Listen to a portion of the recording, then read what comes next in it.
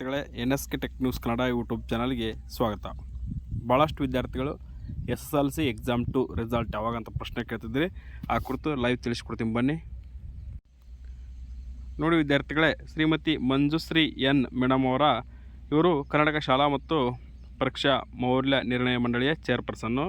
ಇವರೊಂದು official Twitter ಅಕೌಂಟ್ನಲ್ಲಿ ಅವರೇ ಒಂದು ಇಂಟನ್ನು ಅಂದರೆ ಕ್ಲೇವನ್ನು ಬಿಟ್ಟುಕೊಟ್ಟಿರ್ತಕ್ಕಂಥದ್ದು ರಿಸಲ್ಟ್ ಯಾವಾಗ ಬರ್ತಂತ ಆ ಕುರಿತು ತಿಳಿಸ್ಕೊಡ್ತಿದ್ದೀನಿ ನೋಡಿ.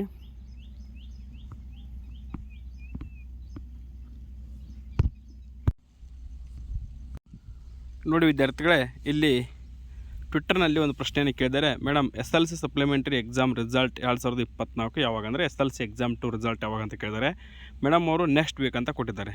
ಇದರ ಅರ್ಥ ಏನಪ್ಪ ಅಂದರೆ, ನೋಡಿ ವಿದ್ಯಾರ್ಥಿಗಳೇ, ಒಂದನೇದಾಗಿ ನಿಮ್ಮ ಒಂದು ರಿಸಲ್ಟು ಜುಲೈ 2ನೇ ವಾರ ಅಂದರೆ ಇಂದಿನಿಂದ ಜುಲೈ 12ರ ಒಳಗೆ ಒಂದಾದರೂ ಪ್ರಕಟವಾಗ್ಬೋದು. ಯಾಕಂದರೆ ಜುಲೈ 13 ಶನಿವಾರದಂದು ರಜೆ ಇರತಕ್ಕಂಥದ್ದು, ಸೆಕೆಂಡ್ ಸ್ಯಾಟರ್ಡೇ ಅಂದರೆ 2ನೇ ಶನಿವಾರ ಆದ್ದರಿಂದ ರಜೆ ಇರುತ್ತೆ.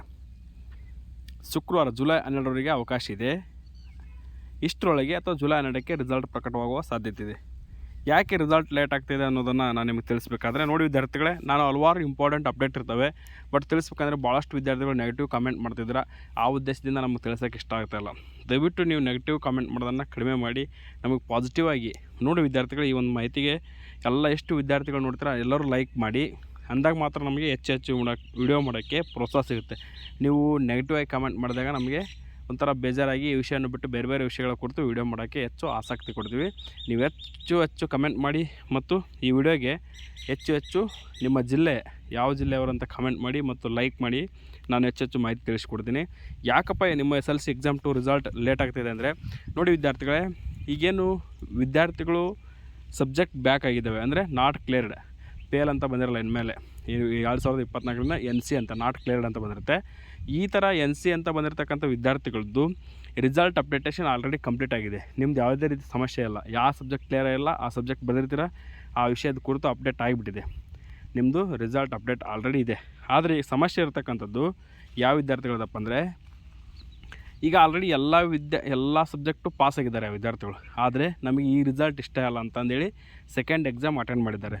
ಅಂಥ ವಿದ್ಯಾರ್ಥಿಗಳದ್ದು ರಿಸಲ್ಟ್ ಅಪ್ಡೇಷನ್ ಪೆಂಡಿಂಗ್ ಇದೆ, ಅವ್ರ ವರ್ಕ್ ನಡೀತಿದೆ. ಯಾಕಂದರೆ ಆ ವಿದ್ಯಾರ್ಥಿಗಳದ್ದು ಮತ್ತೆ 20% ಗ್ರೇಸ್ ಮಾರ್ಕ್ಸ್ ಆ್ಯಡ್ ಮಾಡಿ ರಿಸಲ್ಟನ್ನು ಅಪ್ಡೇಟ್ ಮಾಡೋದು ಲೇಟ್ ಆಗುತ್ತೆ.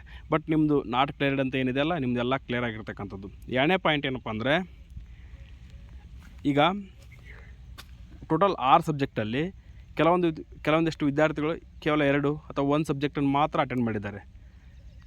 ಆ ವಿದ್ಯಾರ್ಥಿಗಳ ಸಬ್ಜೆಕ್ಟ್ ಅಪ್ಡೇಟ್ ಮಾಡಿ ಅದಕ್ಕೆ 20% ಗ್ರೇಸ್ ಆ್ಯಡ್ ಮಾಡಿದಾಗ ಏನು ಬರುತ್ತೆ ರಿಸಲ್ಟ್ ಅನ್ನೋದನ್ನು ಅಪ್ಡೇಟ್ ಪ್ರಿಂಟ್ ಮಾಡೋದು ಟೆಕ್ನಿಕಲಿ ತುಂಬ ಶ್ರಮ ಇದೆ, ಅದು ಸುಮ್ಮನೆ ಅಲ್ಲ.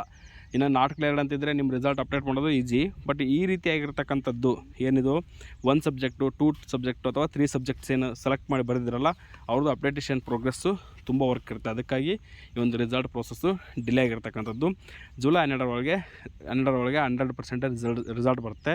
ಇದನ್ನು ಸ್ವತಃ ಮೇಡಮ್ ಅವರೇ ತಿಳಿಸ್ಕೊಟ್ಟಿದ್ದಾರೆ. ಹೆಚ್ಚು ಮಾಹಿತಿಗಾಗಿ ನಮ್ಮ ಚಾನಲನ್ನು ಸಬ್ಸ್ಕ್ರೈಬ್ ಮಾಡಿ ಮತ್ತು ವಿಡಿಯೋನ ಲೈಕ್ ಮಾಡಿ ಅಂತ ಹೇಳ್ತಾ, thank you for watching this video.